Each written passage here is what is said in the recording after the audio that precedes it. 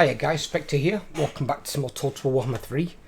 This is a more instructional video for newer players. I'm using my Skarsnik campaign, but I won't be ending the turn. Just to basically use this campaign to show you some of the basics of basically movement. Movement and certain bread and butter mechanics for almost every faction in the game. So, as you can see, Skarsnik's here, my main guy. He's using underway stance. If you put your cursor over it, it will tell you what the advantages and disadvantages of the stance are. Green's like positives, yellow's like what you might require, and then red is like negatives. So like, you can't attack someone if you're in this stance. If you're intercepted, you've got to fight the battle, pretty much, if you're going to be wiped out. Otherwise you'd be dead. And then nearby hostile armies may intercept you by jumping round. So you've got to be careful when you use this stance. But it means like they're using it here, you can use it to leapfrog mountains. Obviously you can't like go from here to here, it's too far. But you could go from here to like over here somewhere. Other stances, you've got obviously March Stance. March Stance has changed a bit since Warhammer 2. So now you've got 25% more chance of being ambushed if you walk into someone in ambush stance. You can move 50% further. So it's more for if you need to get somewhere quickly, or if you need to get away from someone quickly, but it's risky to use if they can catch you. But should the army be attacked, retreat is impossible, and if you lose the battle, you're wiped out. So you need to be careful when using it. Generally I wouldn't use that unless it's in friendly territory and you can see all around you there's no armies. Now one of my friends said to me the other day, he had an army vanish on him and he walked straight into it in his next turn. That is what we call ambush stance. Ambush stance is over here. The percentage figure above the head is the percent chance you've got to ambush an opposing enemy army.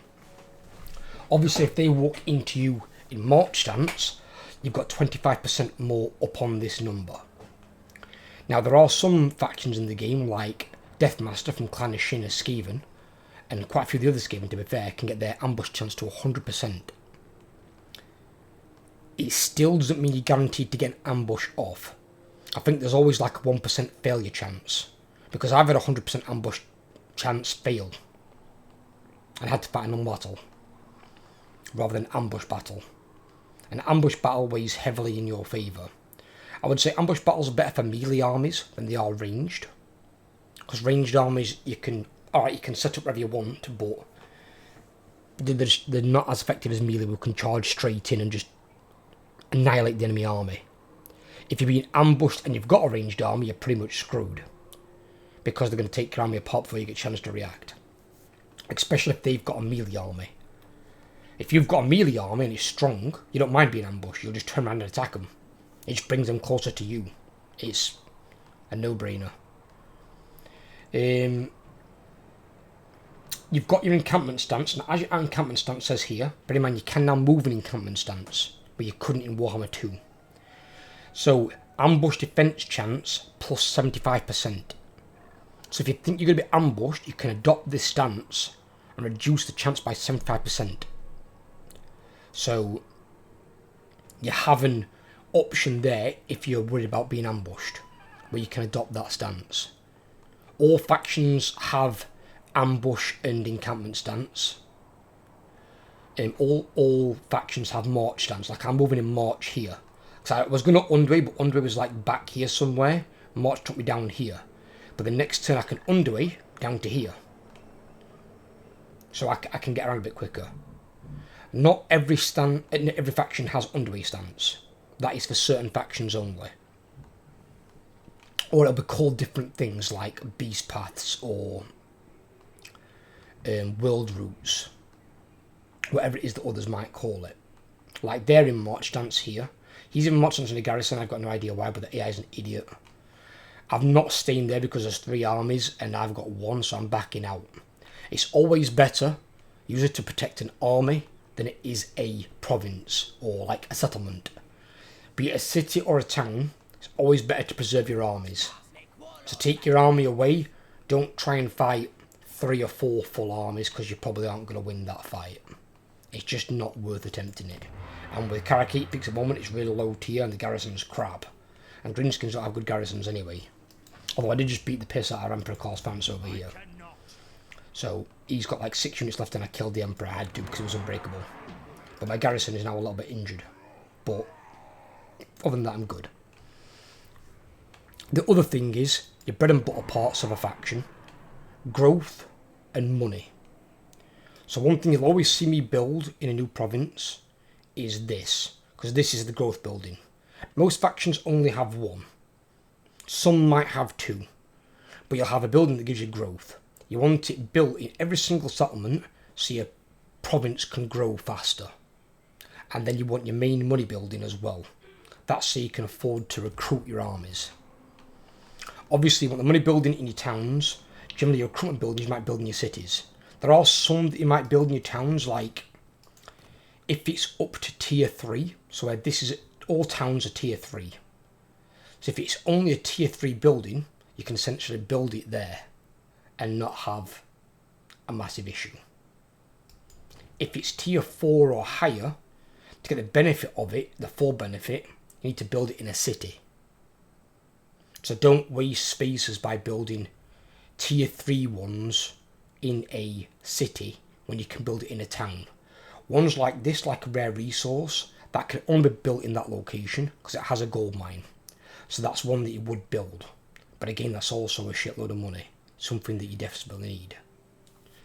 If a faction has a corruption or an anti-corruption, so like Greenskins don't have a corruption, so this is my anti-corruption building, which is -6. It's not as important as it was in Warhammer 2, but it's still generally useful to build. In most cases you will anyway, because it'll be attached to some sort of hero capacity. The other thing is, I'm a chess player. So you've got to think of this as chess, not checkers. In chess there's a term chess players use. You've got to think sometimes 2, 3, 4 moves ahead of your opponent. That's how you can try and get the advantage, especially if you can figure out what they're going to do, or what they might do. In Warhammer, you've got to think 2, 3, 4 turns ahead in Total War Warhammer. So I'm here now. There's a number of things I could do with this guy. I've occupied this. I've got the money building in there. I'm building growth building and building defences, just in case I can try and keep it. There's a Empire army coming this way. Not particularly strong, nothing I'm worried about. I can beat that army. But there is a dwarf army here that might back him up. And you can click on the armies and you can see to where they can move. So this is no movement range. This is probably his march stance up here. You can't always see that if like in recruitment stance, it won't show you anything. This guy can move all the way up to here because of his march. But Empire can't underway. So I can base it on what I want to where they might move. If he fully moves and goes to Khazid colours, he's probably going to switch to normal stance. I've got a chance of ambushing him. Now the dwarven hero behind me, this little bugger here, he may pop me out of the ambush stance. In which case the Empire might not attack me, or they might not even come. They might just stay with the arm and raid me and be annoying. But you can always move away and just sack and destroy other areas. It's not the end of the world. Obviously you've got to look at, like, example, looking 2 or 3 turns ahead, there's an Empire army here. He's in forced march. He's going to be up here by the end of the turn. Once he's there, he can either go that direction, or he can go this direction. This guy might also underweight over here. Means he can't attack that turn, but he can attack the turn after. So you've got to think on what they're going to do. This army is primarily ranged, with some slayers for the front line. This army, my type of armies would walk over, because I can take out range units very, very easily with Skulkers.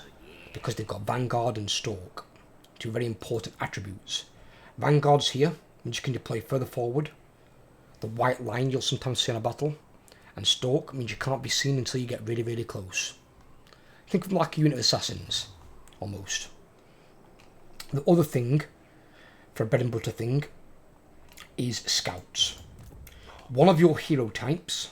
Some factions might only have 2 heroes, but you have to use one as a scout. You choose which one you want in your army, but you need to use the other one if you've only got 2 choices. Greenskins have got loads. They've got like, I think 4 or 5 fucking hero choices. Just one of them, I think, takes up the same capacity as each other.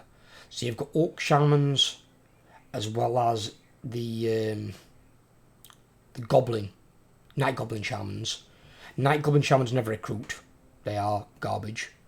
Orc Shamans are good because they've got the main Orc magic with the Foot of Gork. Put those in your army. River Hag Trolls are good because they've got replenished troops. You want this for all melee armies if you've got one. It's not bad in ranged armies either. Not as necessary because your range unit shouldn't be taking damage if they can't get past your front line. Your Black Orc Big Boss is a good fighter considering that you don't have great fighters for Greenskins primarily apart from Grimgore. And this guy's also got training, a little bit extra training. It helps you have level units up when they're not in battles all the time. So it can help here and there. It's not the most effective way to rank up your troops, but it helps. And then you've got my Goblin Big Boss. Now he's got Assassinate. Generally in most factions, only one hero will have the Assassinate tribute. That means he can actually kill an enemy hero that is below level 20 and not immortal. Where other heroes only have wound. So they can't kill an enemy hero. All they can do is wound them, which takes them away for 4 or 5 turns temporarily.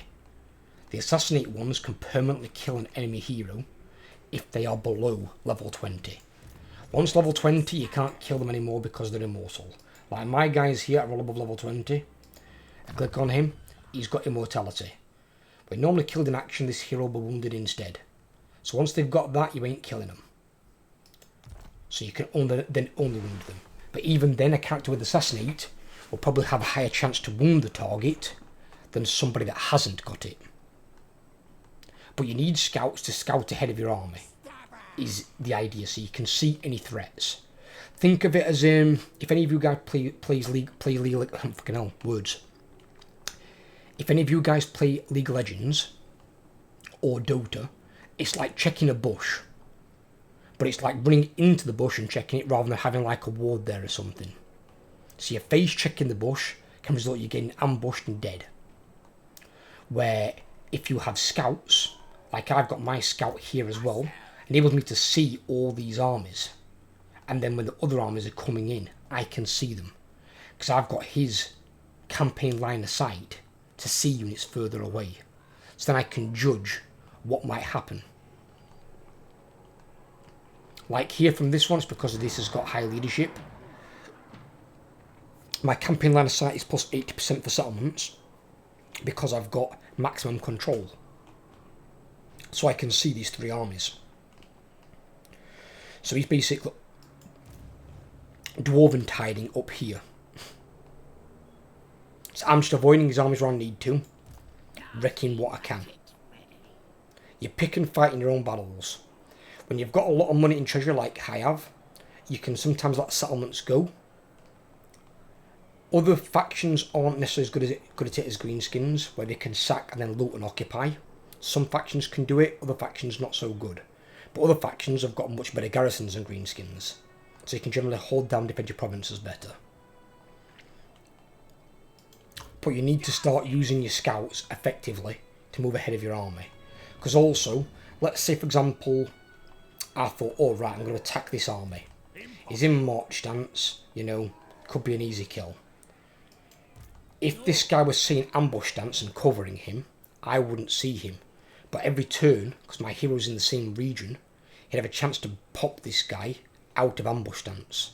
So then I'd know that he was there. Obviously when you watch your end game turn as well, you might be tempted to put it in fast forward and fast forward past it, which you can do. But if it's the factions that are around you, I'd probably suggest you start watching the end turn. Because then if somebody does vanish, if he doesn't reappear because he's not been brought out of the ambush stance, you know there's an army there in ambush stance. You know there's been an army in the area. So then you have to be more cautious. Don't go walking straight into him. And since you can't attack in march stance as well, I'd advise don't go walking around in march stance all the time. It's not a good idea.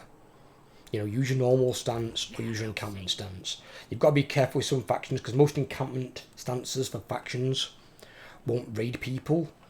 Greenskins have got raiding encampment stance. So they've got raiding and encampment in one. Which you might think, oh, that's really good. It can be, yes, and greenskins can raid for a lot of money. But if you use your encampment stance that in allied territory, you're actually raiding them, which will reduce relations and their control. You don't want to be raiding your allies.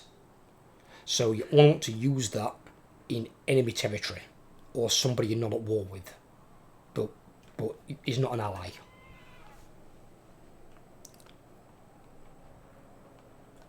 Trying to think what else might be good for newer players to focus on. Also, if you're having difficulty with your control, most factions as well will have some sort of control type building. So like this one gives up to 10 control, which is a lot. Some factions that need a lot of control don't have it, like Dark Elves, which is why I said at the moment, my previous like instructional video, they're not playable.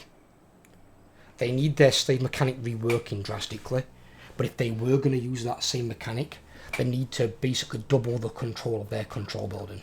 It needs to be like 10 or 12 easily. Then maybe you can maintain decent control in Dark Elf areas. Otherwise you're constantly fighting against the fact you need slaves to generate money and then not being able to manage your control. So it's a big factor with them. You've got to try and manage things, but just avoid them where you can for a moment.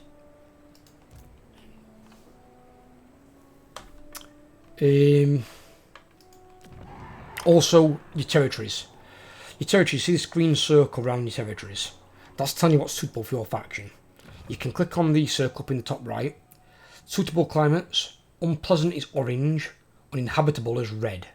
Never occupy red territories. If it is red for you, like I think this one is for me here, this is red. Look at the negatives on that. You get minus 50% income for more buildings. That's like having a Skaven plague permanently. You don't want to occupy that ever. The orange one, you get minus 15% income. It's not as big, you can deal with that. You get some reduced replenishment, reduced control, increased construction time, and then increased construction cost for your buildings. So you wouldn't take an orange over a green, but you can still occupy orange areas. They're occupiable, they're manageable, it's not too bad.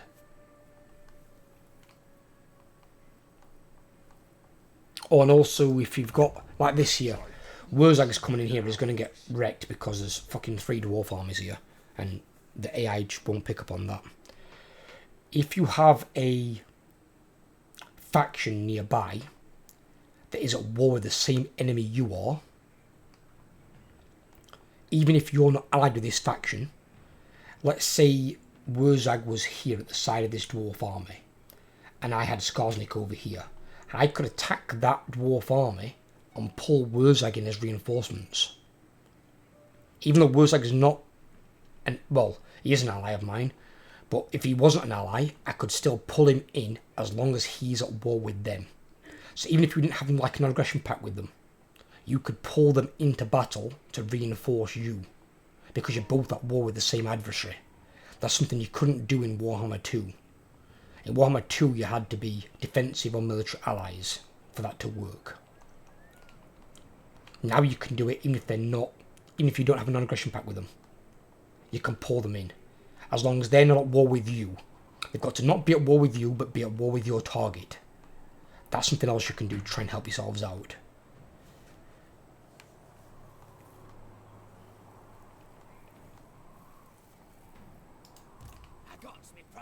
Oh, and units. We'll go with units. We'll do some unit stuff. Why not? So units in your armies, this is more tailored obviously towards greenskins, but you want to keep your armies simple.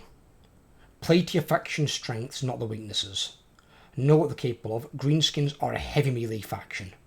Sure, they have range units, but you don't fucking need them. Don't build this building. And cavalry for greenskins is crap. So you don't build the squigs, you don't need them. God,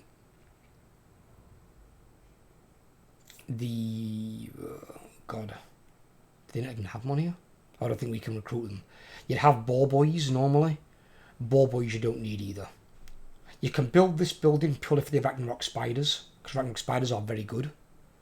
But the rest of the units here, no. You don't need the bulk of these units. There's not really much point in building the archers, because again, other armies can do it better. If you want to play a ranged army, go and play Wood Elves, go and play High Elves, go and play Dwarves or Empire. Go and play Chaos Dwarves. You know, don't play factions that aren't good at what they do. Take a peruse through your faction, have a look at and see what they might be more tailored towards. Greenskins are a heavy melee faction. In fact, in the greenskin hierarchy, when you've got a chopper, which is like their version of like a melee weapon, it's like a sword or an axe, you're considered higher ranking than like an orc Araboy. Because you're one of the worst, lowest orcs if you've got a bow. Because orcs like to get up close and mix it up. Prove the worth in combat. They don't want a poxy bow to be stood back at a distance. That's the job for what they consider goblins. Because goblins are more cowardly. They're less proficient in combat. That's why I like your top tier goblins here, Night Goblin Fanatics. It's a tier 1 unit. It's on a tier 3 building at tier 4 on a settlement. But it's a tier 1 unit. You look at your Ragnarok Spider, that's a tier 3 unit. Rogue Idol, technically also tier 3. Though technically by the tier of the city, he's tier 5. These are technically tier 4. These are not tier 4 units. These will not do as well in combat as Nasty Skulkers. Because at least they've got armor piercing. So they can deal with armoured opponents. And they have much better melee attack overall. These have got poisoned, which is not as good. And then they've got the Fanatics, because they can launch Fanatics. But you can only launch those really if you're stationary. If the enemy's charging you, you can launch them out. But they're still not worth taking over Nasty Skulkers. These are a far better unit. Much more utility. Just have a look around at certain units. Like you've got some big boys around here. These are your big single entities. And then you've obviously got like your monstrous units here. Like stone trolls are actually really, really fucking good. Because, well, not only have they got generation like every troll, but they've also got armoured, scaly skins, they've got missile resistance. All trolls have got armour piercing. They're just big, strong units. But they do have not very good leadership in a lot of cases. But that's when you can put units near them to bolster leadership. Like a Black Hawk Big Boss. You could put him near them to boost up their leadership. I don't know what else I can really add in for newer players. Just be careful of what you're doing before you move. If you're uncertain before you move, there's nothing wrong with giving it a save. You know, hit your escape, go on your save, just give it a save. Because once you've moved, you can't undo it. Then you've got to load your auto save or whatever you might have available. So sometimes, at least, if you've done a movement and it's fucked up, sometimes it could be not of your fault. It could be like you've tried to move past a building and the building is an enemy building and it won't let you move past it. So then army tries to run around the entire fucking mountain. That can happen. So if that happens to you, make sure you just give it a save before you move at the start of your turn. That way you can get used to knowing what to move and how to move. But I hope this helps any of you guys out for movement and some of the basics of Total War Warhammer 3. If there's anything you think I've missed that you'd like me to add in, let me know in the comments down below. And just have some fun with the game. Take it easy. There's nothing wrong with trying the game out as well on easy. Don't let anyone try and be elitist jerks towards you. Nothing wrong with starting the game in easy and working your way up for the difficulties as you feel comfortable. Everyone starts out that way. The ones that said to you, oh, I started the game very hard. No, they didn't. They're lying their ass off. When they very first started playing a Total War game, they did not start in very hard. That I can assure you. They will have started in easy or normal. So just take your time with the game, chill out with it, and have some fun. And soon you'll be putting thousands of hours into the game. Before you know it, you're being hard, very hard. And if you want to try it, go into Legendary. So take care everyone, have a great day. Leave a sub if you're new around here. Drop me a like if you enjoyed the video, and I'll catch you all soon.